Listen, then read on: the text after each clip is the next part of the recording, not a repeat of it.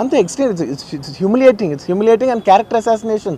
నేను 20 ఏళ్ళుగా నేను ఎప్పుడైనా ఇలాంటి ఇష్యూలో 20 ఏళ్ళుగా నన్ను చూస్తున్నారు కదా, నేను ఎప్పుడైనా ఇలా చేస్తానా, ఇలా అంటానా, ఇలా మాట్లాడగలనా?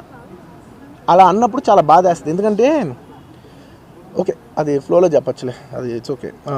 ఎనీవేస్ జరిగిందంతా మాత్రం చాలా there is a lot of wrong information going on, there is a lot of misinformation, lot of false allegation, especially నా క్యారెక్టర్ అసాసినేషన్ చేసేసరికి.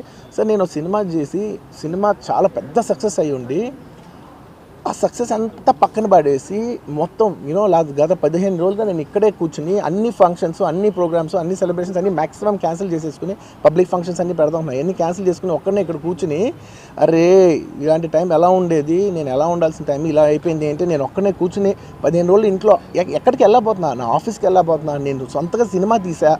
ఒక తీసిన సినిమా 3 ఏళ్ళు కష్టపడి తీసిన సినిమా థియేటర్లో ఎలా ఉందో కూడా నేను చూడలేదు ఇప్పటివరకు. నేను నా సినిమా థియేటర్లో ఎలా ఉందో చూడలేదు నేను.